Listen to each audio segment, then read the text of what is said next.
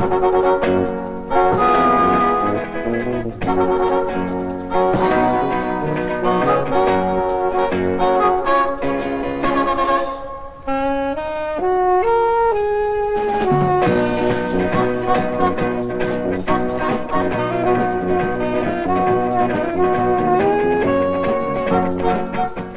the last snow has melted, a further year of hard work begins in agriculture.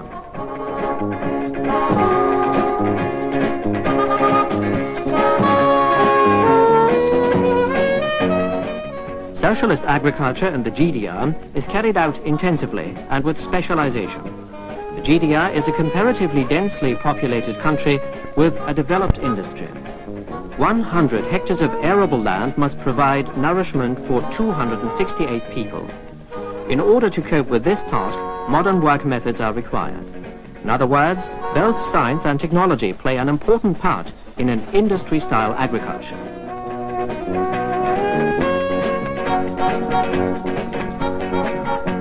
Agriculture. This outdoor occupation enjoys great respect in the GDR. Not only because it secures the supply of the population, but particularly because it is both the regenerated and social development of the peasants which are highly appreciated. A development from a squire subject to a socialist cooperative farmer.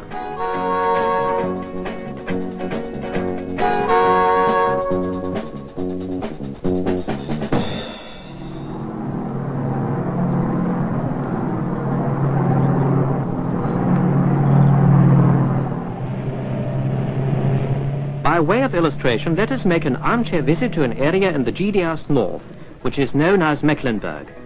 It is an area where social conditions were so backward in the past that one could say they lagged 100 years behind the development of the other parts of Germany.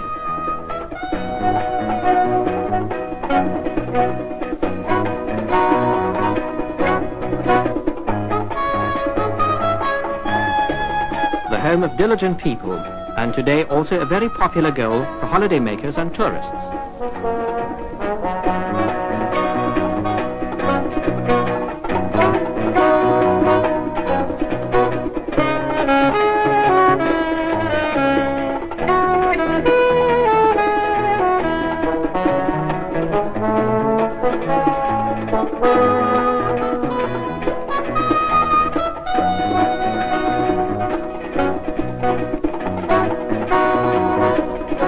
So the traveler also makes his way here, to the village of Altschwerin. Practically the whole village has become a large agro-historical museum.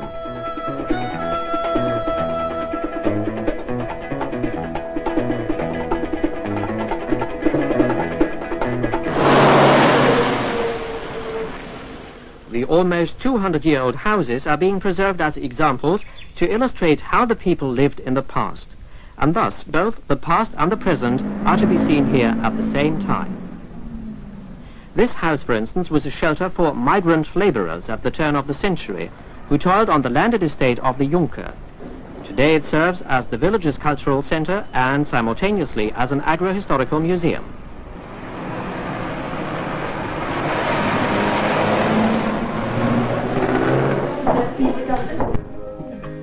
This stone on the former estate reminds us of the beginning of cooperative work. The visitor can also see the ancient estate bell, which ceased to sound 30 years ago, and the former manor, which is an old-aged home. And the first new farmer's house in Altschwerin.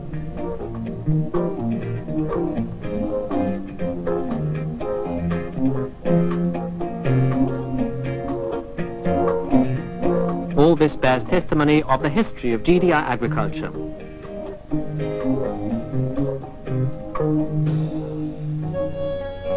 Those castles in the surrounding area, which the former masters had built for themselves, remind us of their past power. Today they serve as schools, kindergartens, or cultural centers, serving the benefit of the people.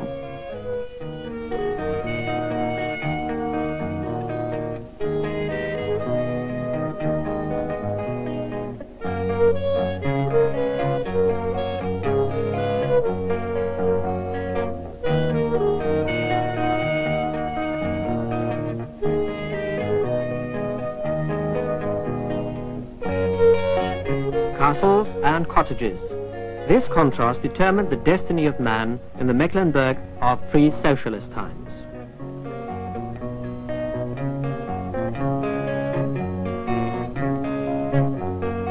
This is a dwelling in farmhand quarters. Here, one family with 12 children lived until 1945.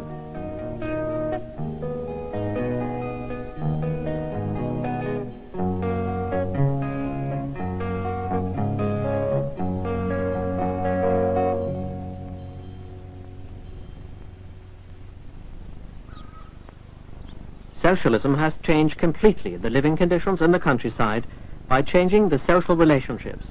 Not all farmers are living in such modern houses yet, however, they show the trend towards the future.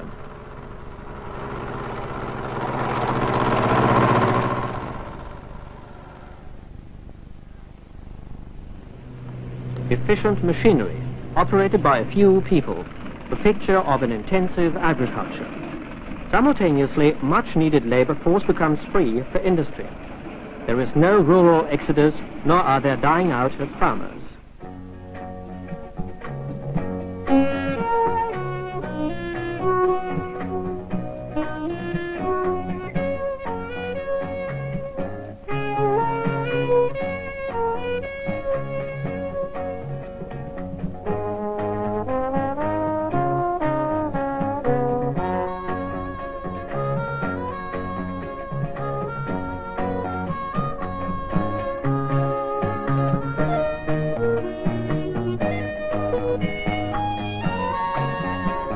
The cooperative has not only built new houses for its members in the village, it has also built this kindergarten, which relieves parents from worry about their children during working hours. The kindergarten is not only open to children of cooperative members, it is open to all children also from the surrounding area. Such social facilities make life of the farm women easier, who make use of the opportunities which socialist society offers to them.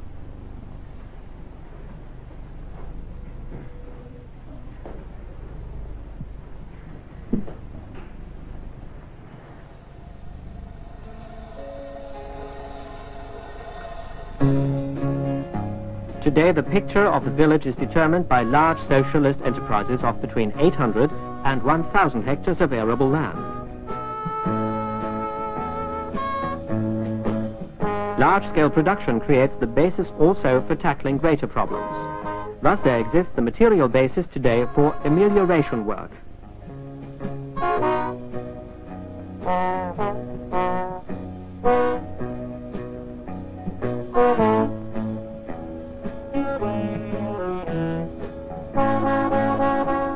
Despite the operation of modern machinery, personal commitment is welcome.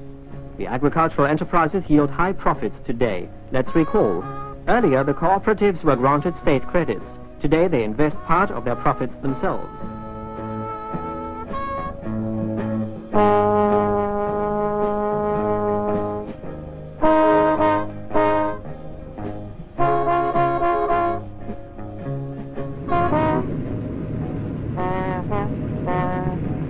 Cooperative farmers and workers have modern machinery and implements at their disposal. 99% of the grain is harvested by combine harvesters.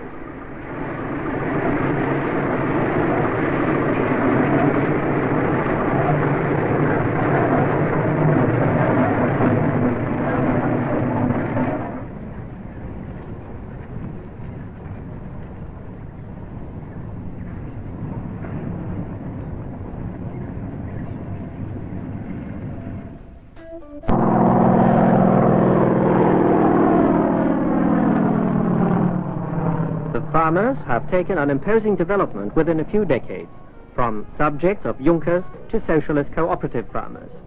They became politically conscious, highly qualified personalities through continuous learning, forming actively and creatively the working and living conditions in the countryside.